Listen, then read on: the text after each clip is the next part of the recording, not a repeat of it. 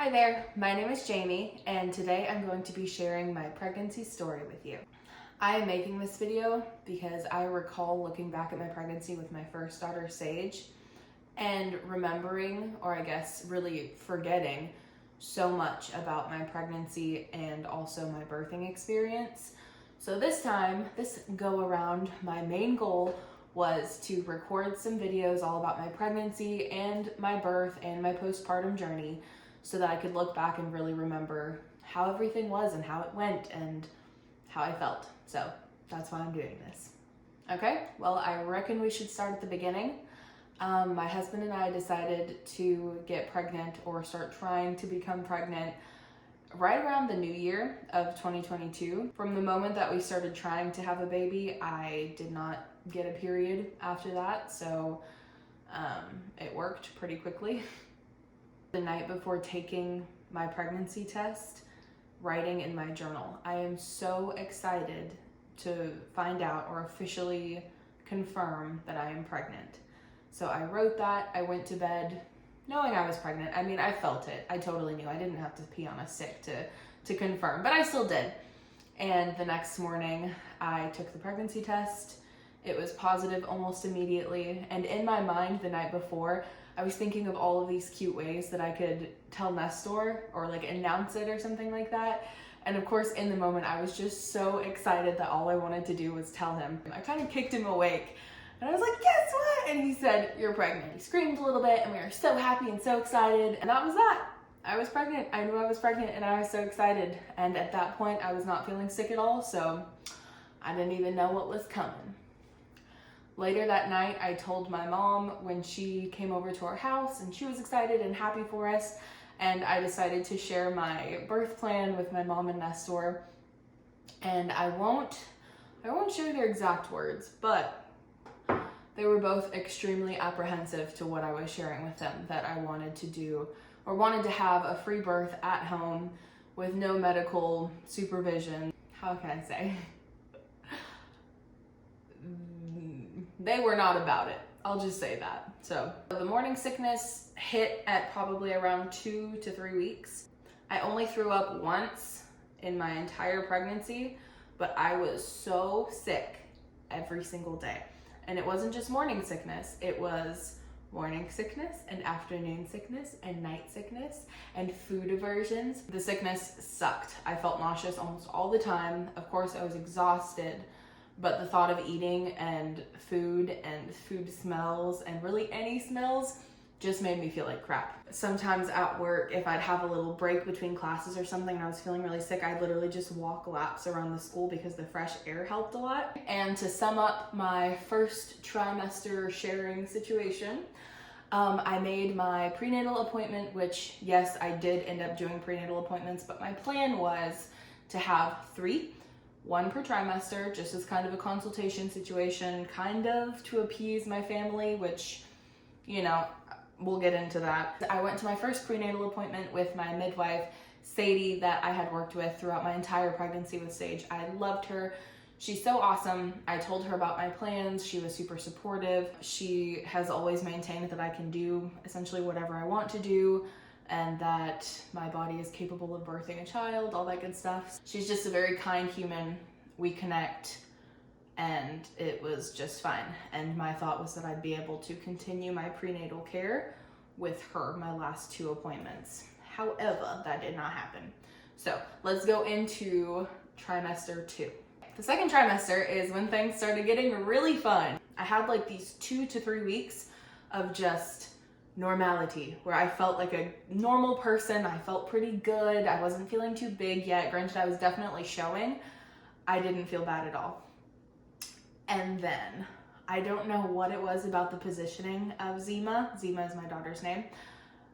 But all of a sudden, I got so big. I literally looked and felt as big during that middle to end of my second trimester as I did days before giving birth, literally. I might have felt even worse. And I think it was something to do with my skin not stretching, because at this point I didn't really have a whole lot of stretch marks, but like if you touched my skin, it was just stretched to its limit. I wasn't able to like bend down and pick things up comfortably at all. I continued to do yoga, but God, I just felt so huge. I felt so huge. My feet were hurting all the time. My back hurt all the time. I was pregnant during the hottest time of the year.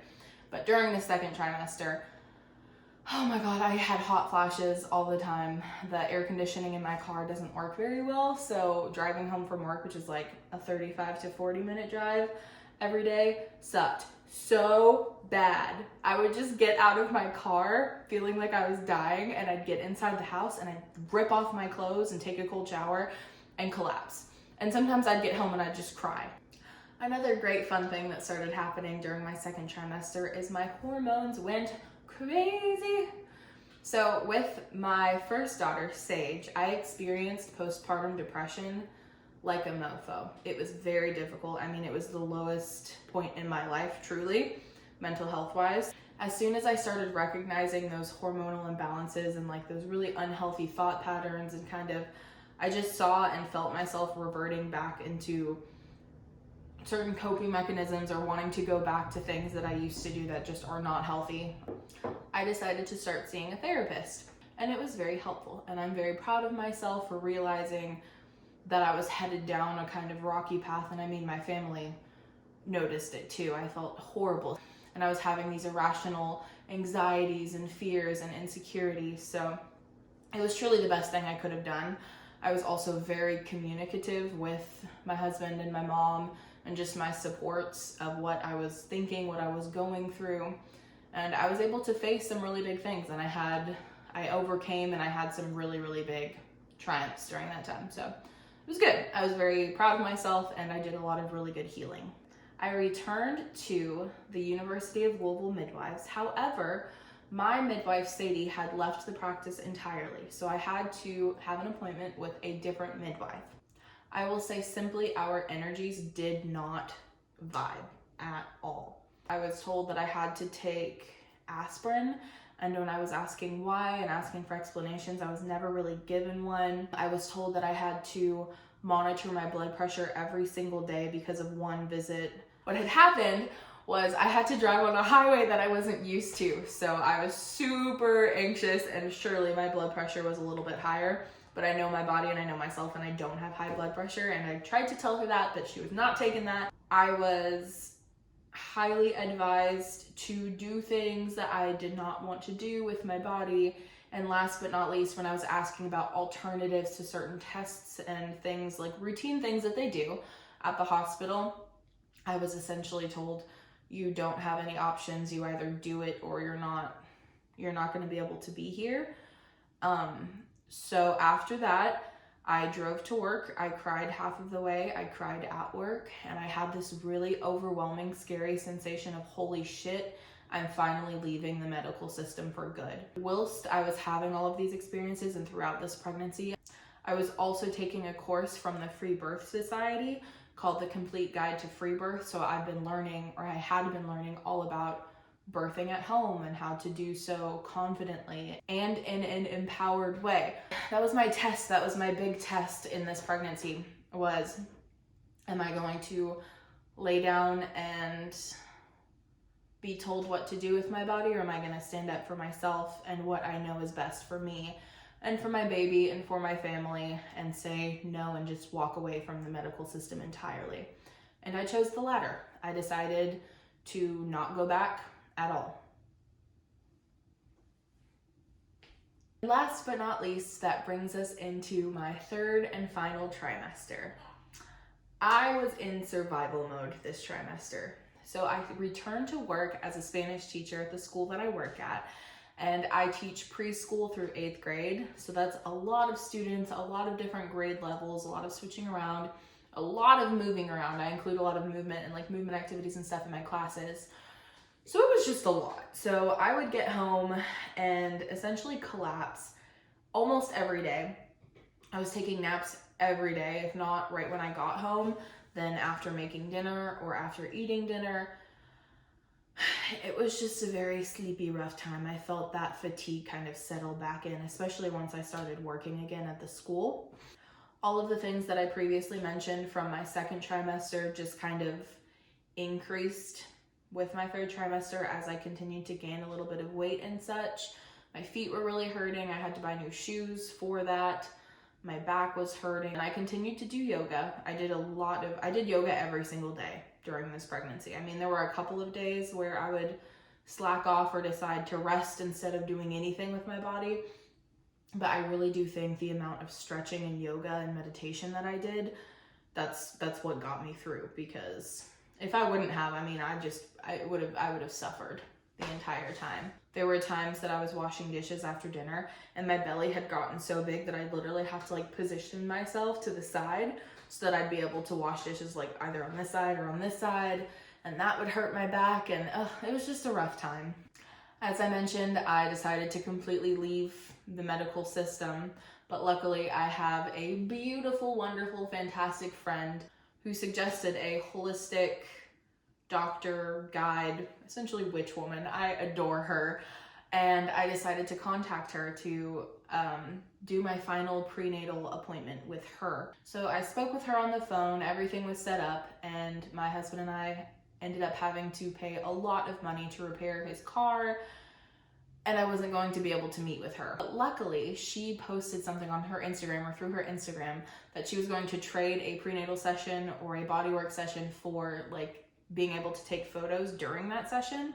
So I hopped on that real quick. I was actually able to get that spot. So I was able to meet with her and go through my ideal birth and speak that into existence. And she taught me Maya abdominal massage, and it was just a really, really beautiful experience. It just felt like such a gift from the universe, because I was able to follow through with what I knew was best and make really hard choices and like get through the fear and the resistance and my self-doubt.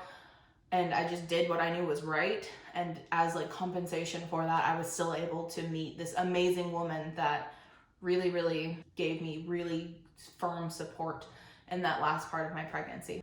In the weeks leading up to giving birth, I started feeling that transition from normality and pain and suffering. I'm so dramatic, but seriously, that's what it felt like. I'd take showers where I'd dance, I'd move around kind of like a snake. I would do a lot of stomping. I might cry, I might laugh. I was getting not weird, just doing what I felt was right. And that's what I really focused on, just doing what my body was asking me to do in those last couple of weeks. If I felt like I needed to be eating more fat, that's what I did. If I needed vegetables or vitamins or minerals or whatever, that's what I did. If I needed to move, that's what I did. If I needed to sleep, that's what I did. I seriously gave myself full permission to just do whatever my body was telling me that I needed to do for me and for my baby, getting ready to bring her earthside. I started meditating a lot more, just really connecting with her. And finally, the time had come. I was experiencing contractions sometimes, not really thinking any of it was false labor or giving it any names. I was just taking on whatever came, processing it, feeling it, embodying it, letting it go when that's what I needed to do, fully embracing it when that's what I needed to do. I could definitely feel myself shifting into that labor haze, because when I look back on this time, it's kind of blurry and I kind of don't remember a lot. And I was definitely kind of getting high and getting those, I guess, just that influx of hormones. I don't even know what it is or how to describe it, but just high. It felt like being high. I started getting way too descriptive about the day before I gave birth and the day that I gave birth. So I'm just gonna stop there. I felt high. I felt like I was going into the lazy, daisy, hazy labor. I will give all of the details about the birth and the lead up to birth, a couple of days before birth, in my birthing video. So that is that. I'm going to stop here. Thank you so much for watching my pregnancy story. Hopefully you found something useful, helpful, entertaining. If you are watching, I hope you have a beautiful day, and peace and love. Thanks.